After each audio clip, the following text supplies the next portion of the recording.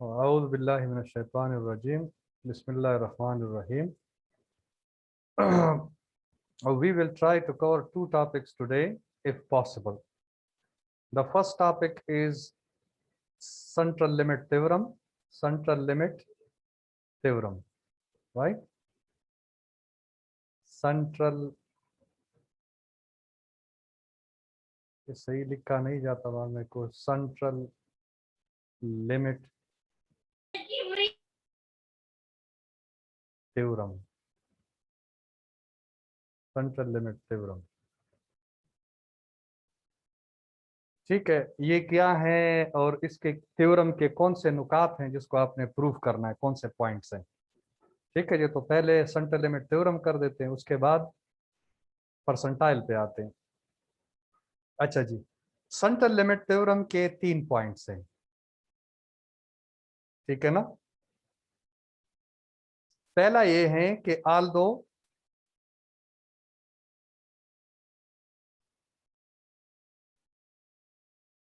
या मैं ऐसा करता हूं कि लिख लेता हूं ना, आपको सेंड कर देता हूं, ठीक है।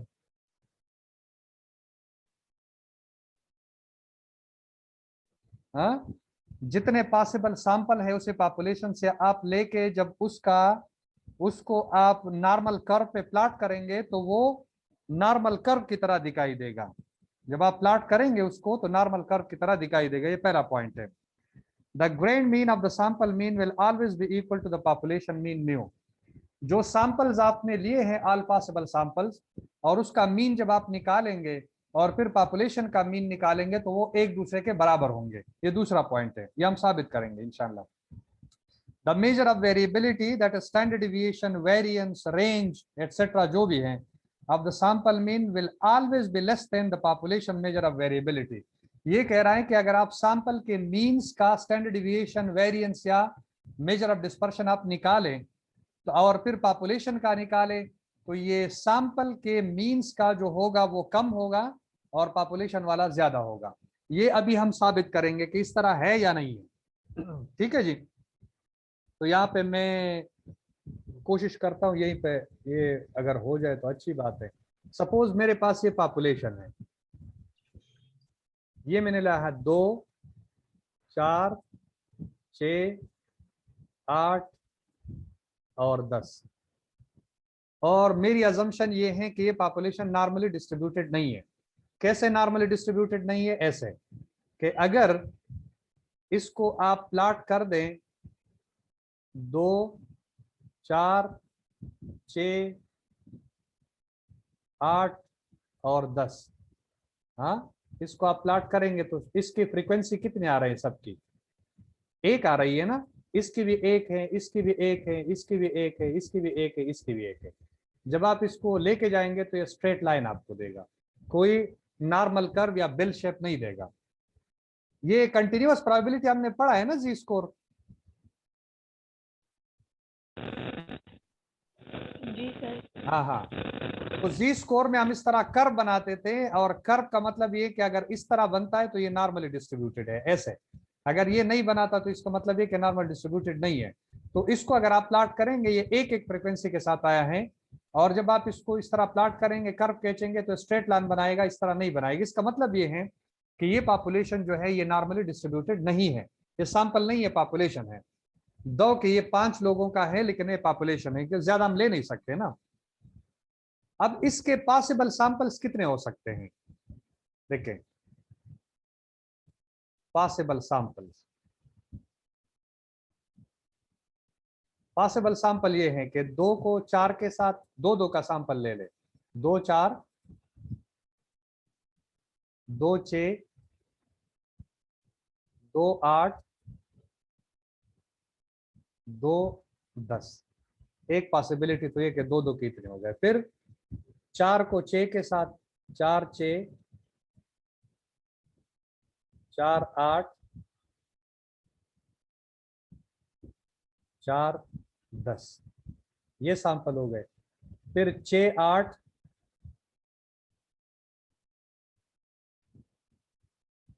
6 10, और फिर ये 8 10, टोटल सैंपल कितने हो गए? ये पॉसिबल तमाम पॉसिबल सैंपल्स हैं। कितने हो गए? 1 2 3 4 5 6 7 8 9 और 10 सैंपल्स हो गए। इसके जब मैं मीन निकालूंगा, हाँ, इन सब के सैंपल मीन्स में निकालूंगा। यहां पर इसका मीन्स क्या आएगा? हमने सैंपल मीन की बात की है, तो इन दोनों का मीन क्या आएगा? 2 और 4 का। 2 और 4 का मीन क्या होगा? 2 डिजिट है आपके पास, इसका मीन निकालेंगे तो क्या करेंगे? हाँ जी, 3। हाँ जी 3 आएगा, इसलिए कि 2 और 4 को आप क्या करेंगे? प्लस करेंगे और 2 पे डिवाइड करेंगे, 2 डिजिट है तो ये 3 आएगा। 2 और 6 का कितना आएगा? 4। 4। गुड। इस तरह 2 और 8 का कितना आएगा? 5 आएगा। हाँ, 2 और 10 का कितना आएगा? 6 आएगा। 4 और 6 का कितना आएगा? 5 आएगा। 4 और 8 का कितना आएगा? 6 आएगा। 4 और 10 का कितना आएगा? 7 आएगा। 6 और 8 का भी 7 आएगा। 6 और 10 का 8 आएगा। और ये वाला जो है 9 है। ये सैंपल मीन्स मेरे पास आ गए। चले जी, अब इसका मीन जो ग्रैंड मीन है, ये तो सैंपल के मीन्स हो गए ना। इसका ग्रैंड मीन निकालने के लिए क्या करेंगे?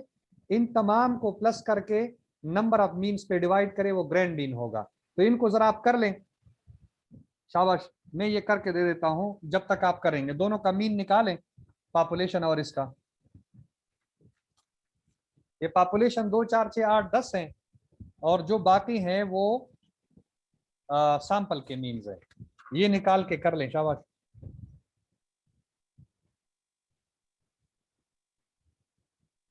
2 4 6 8 10, इसका मीन जब मैं निकालूंगा, mu sigma x upon n is equal to 18 24 28 30, तो ये 5, इसका मतलब है कि 6 इसका है। हाँ, म्यू जो है वो 6 है।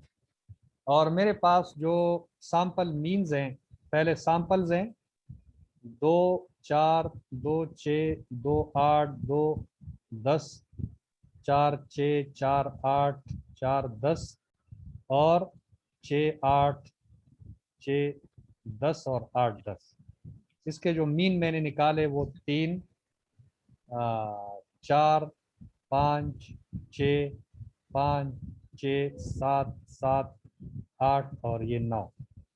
इसका जब मैं निकालूंगा एक्स डबल बार यानी ग्रैंड मीन, तो 9 और 8 17 और 14 31 37 और 5 42 और 6 48 और 5 53 और 4 57 60 divided by 10 is equal to 6। तो दोनों का मीन जो है वो 6 आया। सैंपल मीन्स का भी 6 आया और पॉपुलेशन का भी 6 आया। अब दूसरा, पहला पॉइंट ये है, पहला पॉइंट ये था कि वो जब आप प्लॉट करेंगे ये सैंपल मीन्स को, तो it will tend to follow the normal curve. सबसे पहले मैं ये कर देता हूं। अब आप इसमें मैं करके दे देता हूं कि ये है 3 4 5 6 7 8 और 9 0 1 2। 3 कितने दफा आया? 1 दफा। 4 कितने दफा आया है? ये भी 1 दफा है। 5 2 दफा, 6 भी 2 दफा, 7 भी 2 दफा, 8 भी 1 दफा, 9 भी 1 दफा। इसको जब आप प्लॉट करेंगे तो ये नॉर्मल कर्व की तरह दिखाई देगा। इधर देखें, ये एक कर्व आप बना दें, इसमें 3 सैंपल मीन्स है, 4 5 6 7 8 और ये 9, और ये फ्रीक्वेंसी 0, ये 1 और ये 2। पहला पॉइंट हमारा ये था। 3 कितनी दफा, इसकी फ्रीक्वेंसी कितनी है? 1 है। 4 की भी 1 है, 5 की 2 है, 6 की भी 2 है, 7 की भी 2 है, इसी तरह 8 और 9 की 1 है। जब आप इसको कंबाइन करें, लाइन खींचेंगे, तो अब आप देखें नॉर्मल कर्व की तरह दिखाई देता है कि नहीं देता। ये पहला पॉइंट था कि अगर आप मल्टीपल यानी ऑल पॉसिबल सैंपल्स उसी पॉपुलेशन से ले ले जो नॉर्मली डिस्ट्रीब्यूटेड नहीं है, और इसको फिर आप प्लॉट करेंगे तो जो कर्व बनेगा वो परफेक्ट नॉर्मल कर्व नहीं होगा, लेकिन नॉर्मल कर्व की तरह दिखाई देगा। इससे ये साबित हुआ कि जो पॉपुलेशन नॉर्मली डिस्ट्रीब्यूटेड नहीं है, बड़े बड़े सैंपल आपने लेने होंगे, तो फिर आप उनमें तमाम पॉसिबल सैंपल लेके, लेट से 100 सैंपल लेके, हाँ, प्रैक्टिकली जब आप करेंगे तो 100 सैंपल लेके जब आप इसको प्लॉट करेंगे उसके मीन्स को, तो वो नॉर्मल कर्व की तरह दिखाई देगा। ये साबित हुआ। दूसरा मैंने किया है, तीसरा भी मैं कर रहा हूं। तो पहला पॉइंट, ये दूसरा पॉइंट, और ये तीसरा। मेजर्स ऑफ वेरिएबिलिटी, यानी 2, 4, 6, 8, इसका स्टैंडर्ड डिविएशन अगर मैं निकालूंगा, हाँ, तो x माइनस म्यू, ये जो 2 minus 6 minus 4, 4 minus 6 minus 2, 6 minus 6 0, 8 minus 6 2, और 10 माइनस 6 इज इक्वल टू 4। इसका मैं स्क्वायर लूंगा तो ये लेंगे 16, 4 0 4, और ये 16, ये आ गए 32 और 8 40, तो ये 40 हुआ। Sigma x minus mu whole square is equal to 40। ठीक है जी। अच्छा, अब स्टैंडर्ड डिविएशन का फॉर्मूला क्या है? Sigma is equal to sigma x minus mu whole square divided by n minus 1। ये आपके पास 40 आया, और n माइनस 1 कितना है आपका? 5 माइनस 1 4, तो ये आया 10। तो sigma square is equal to 10। इसका जब आप अंडर रूट लेंगे, सिग्मा इज इक्वल टू ये 3.16 कुछ समथिंग आ रहा है, प्लस माइनस। अब मैं ये जो सैंपल मीन्स है इसका मैं निकाल लेता हूं, तो ये बनेगा 3, 4, 5, 6, 5, 6, 7, 7, 8 और 9। इसका मीन में मेरे पास कितना है? x minus x bar is equal to 3 minus 6 minus 3, 4 minus 6 minus 2, 5 minus 6 minus 1, 6 minus 6 0, 5 minus 6 minus 1, 6 minus 6 0, 7 minus 6 1, 7 minus 6 1, और 8 minus 6 2, 9 minus 6 is equal to 3। इसका जब आप स्क्वायर लेंगे तो ये 9 4 1 0 1 0 1, 1 4, और ये 9। इसको जब आप प्लस करेंगे तो ये बनेगा sigma x minus x bar is equal to 9 और 4 13 14 15 16 17, और 4 21 और 9 30 है। ये 30 है। अब इसका जो स्टैंडर्ड डिविएशन है, S square is equal to sigma x minus x जो डबल बार है square divided by n minus 1। तो ये बना 30 डिवाइडेड बाय n माइनस 1 9, और एस स्क्वायर आप ले रहे इसका अंडर रूट और इसका ले ले, तो s इज इक्वल टू 30 को आप 9 पे डिवाइड करें और फिर इसका स्टैंडर्ड डिविएशन, इसका वेरिएंट, सॉरी, ये अंडर रूट ले लें, तो ये बनेगा 27 3.33, और फिर जब इसका आप अंडर रूट लेंगे तो ये बनेगा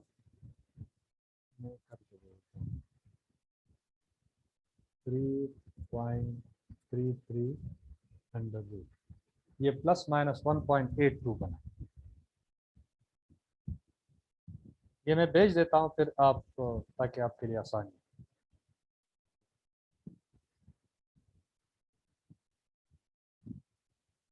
हेलो, आवाज आ रही है?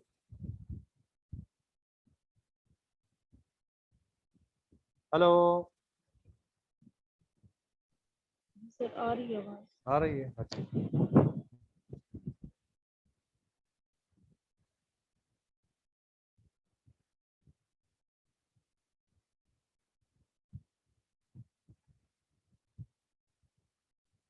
मिला आपको? इसको जरा देख लो। इसको देख ले जरा, ये सेंट्रल लिमिट थ्योरम है।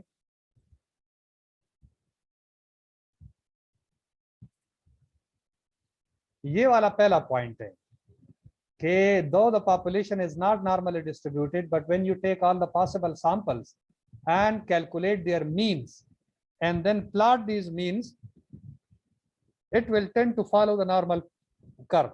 ये आया मेरे पास। दूसरा ये है कि अगर आप मीन ले लें, पॉपुलेशन का मीन और इसका मीन बराबर होगा। इसका मीन अगर आप ले ले तो ये टोटल कितने हैं, ये 30 है, और नंबर ऑफ ऑब्जर्वेशन कितने, 5 है। इस पे डिवाइड करें तो ये कितना बनेगा, ये 6 बनेगा। ठीक है जी। इसी तरह ये वाला आप ले ले तो ये 60 है टोटल, और डिवाइडेड बाय 10 आपके मीन्स है, 10 पे डिवाइड करें तो ये भी 6 बनेगा। इससे साबित हुआ कि सैंपल के जो मीन्स हैं उसका ग्रैंड मीन और पॉपुलेशन का मीन या हमेशा बराबर होगा। तीसरा जो पॉइंट है वो मैंने, चूंकि इस पे आ नहीं रहा तो ये मैंने किया हुआ है, आप इसको जरा देख लें। तीसरा नंबर पॉइंट, पहले मैंने पॉपुलेशन का स्टैंडर्ड डिविएशन निकाला, variance and then standard deviation. इसका मेरे पास आया +-3.16, यानी 10 को अगर आप स्क्वायर रूट ले लें, अंडर रूट ले लें तो कितना बनेगा। मैं दोबारा इसी पे भी कर देता हूँ, 10 स्क्वायर रूट 3.16, बिल्कुल सही है। तो ये प्लस माइनस, जब भी आप स्क्वायर रूट हटा देते हो तो उसके बाद जो डिजिट आपके पास बचता है वो क्या है, वो प्लस माइनस में आएगा। +-3.16 हमने डिस्कस किया मेजर ऑफ डिस्पर्शन और मेजर ऑफ सेंट्रल टेंडेंसी। तो अगर आप सैंपल के मीन्स का आप ले लें, ये मैंने कैलकुलेट किया हुआ है, आप जरा देख लीजिए। इसका आता है 3.3 आपके पास वेरिएंस आता है, और जब आप इसका अंडर रूट लेंगे तो ये +-1.82 के बराबर है। इससे ये साबित हुआ कि सैंपल के जो मीन्स का स्टैंडर्ड डिविएशन या मेजर ऑफ डिस्पर्शन है वो हमेशा कम होगा पॉपुलेशन के मेजर ऑफ डिस्पर्शन से। बात समझ में आ गई? हाँ जी, are you getting me? No, sir. हाँ जी। फजर गुल, किसको समझ में नहीं आया?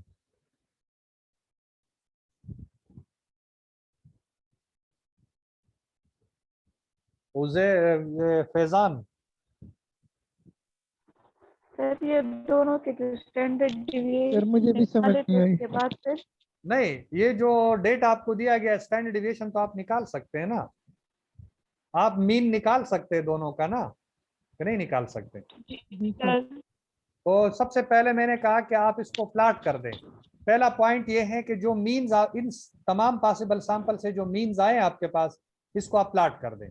इसको मैंने लिखा रिपीटिशन के बगैर, 3, 4, 5, 6, 7, 8, 9, इसमें जो डबल आ रहे हैं इसके मैंने फ्रीक्वेंसी लिखी 0, 1, 2। तो 3, 4 ये एक एक फ्रीक्वेंसी के साथ है, 8 और 9, और ये 5, 6, 7 दो दफा आया है, 5, 5, 6, 6 और 7, 7, इसके मैंने फ्रीक्वेंसी 2 लिखी। और इन पॉइंट्स को जब मैंने मिलाया तो ये जो मेरे पास बन गया है ये वाला, ये कर्व नॉर्मल कर्व की तरह दिखाई देता है, नॉर्मल कर्व की तरह दिखाई देता है। दूसरा ये कि आप खुद कैलकुलेट करें ना, इसको प्लस करके 5 पे डिवाइड करें और इसको प्लस करके, चूंकि ये 10 है तो इसको 10 पे डिवाइड करें, इससे भी 6 आएगा, इससे भी 6 आएगा। तो दूसरा पॉइंट ये कि दोनों का मीन जो है ना वो बराबर होगा। यही हमने कहा है ना, जो मैंने आपको भेजा है डॉक्यूमेंट, वो उसमें क्या लिखा हुआ है? हाँ जी, यही लिखा हुआ है कि नहीं लिखा हुआ? आप जवाब दिया करें ना। हेलो,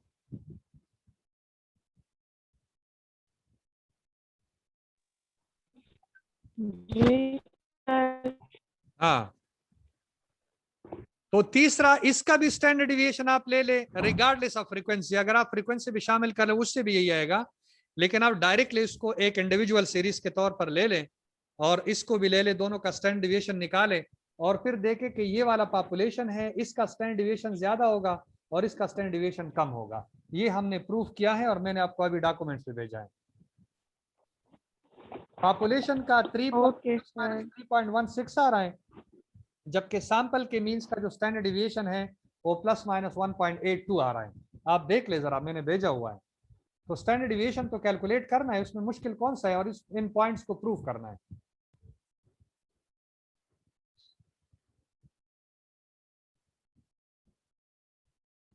हाँ जी, आ गई बात समझ में?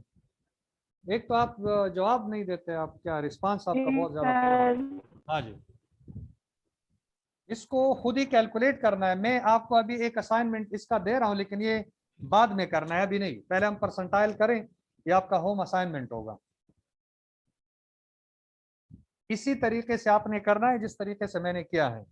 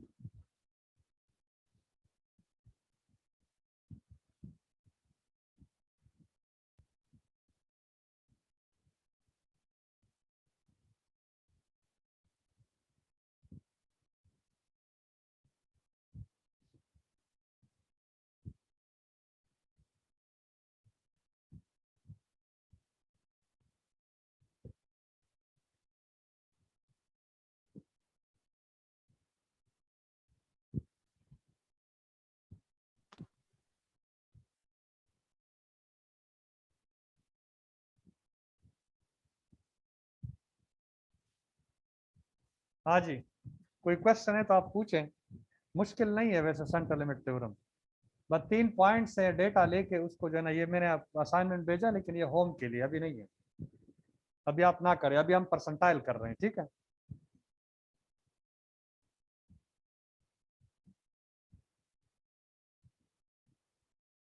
अच्छा जी, now we are starting percentile. If you have any question or query, you can ask in the next class after doing this exercise or this assignment.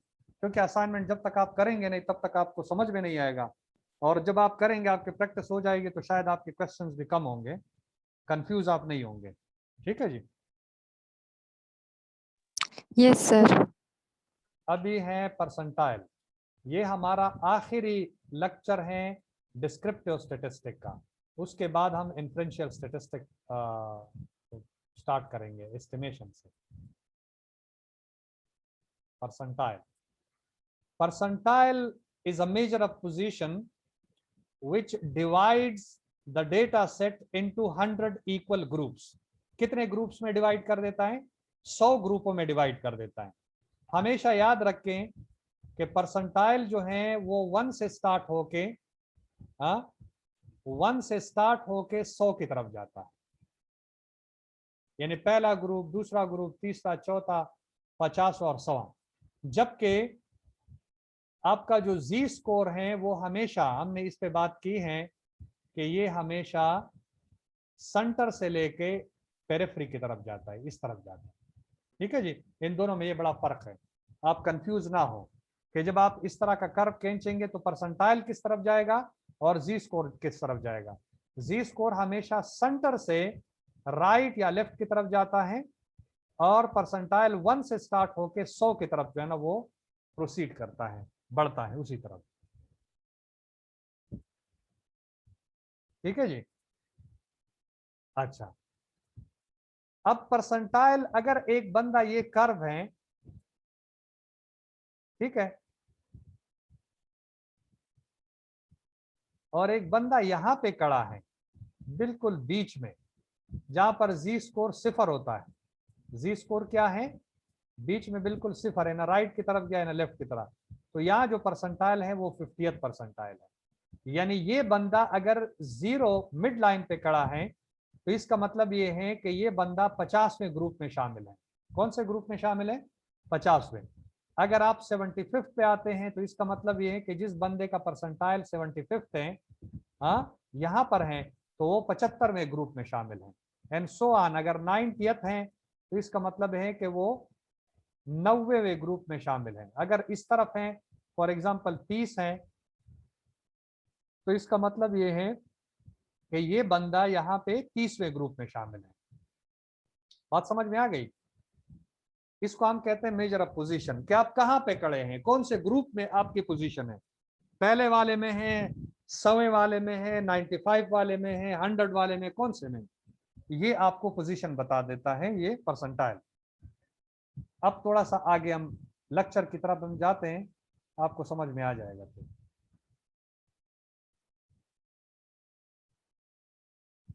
ये देखें, percentile and normal distribution. Percentile or position measure used in educational health related fields to indicate the position of an individual in a group. Percentile divide the data set into 100 equal groups. At least n% of the data lie above the n percentile, and at most 100 minus 1% of the data lie below the n percentile. For example, 90th percentile indicates that at least 10% of the data lie above it and at most 90% of the data lie below it. मैं आपको एक और इसको समझा देता हूं।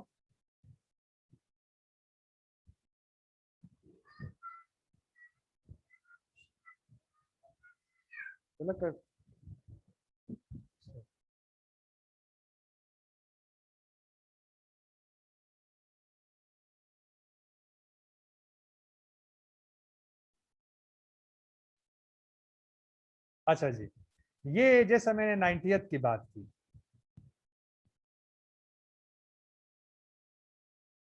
ये 50th percentile है, तो 90th कुछ इस यहां तक आएगा।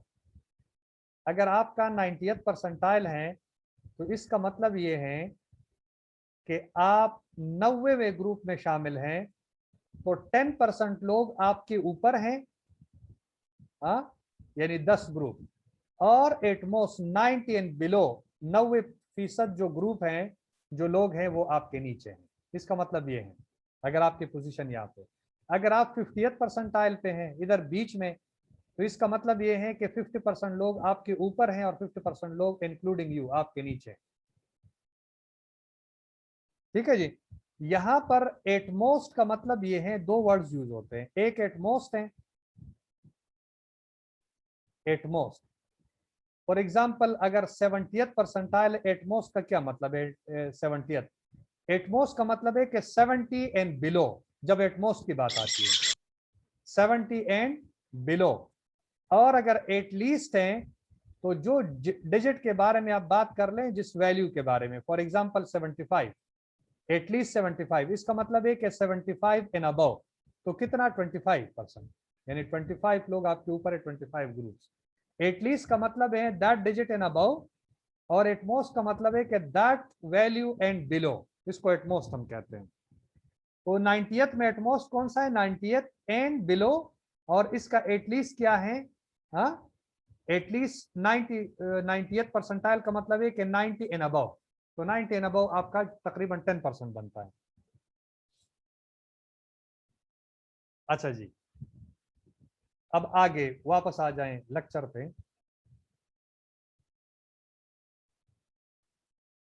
अच्छा जी, percentile of normal distribution. In order to compute the percentile of a normal probability distribution का मतलब है Z score. First we need to learn the computation of percentile of the standard normal distribution using the standard normal curve.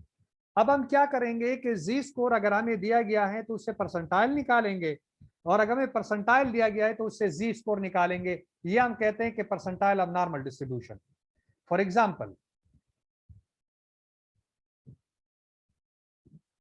अगर ये curve है,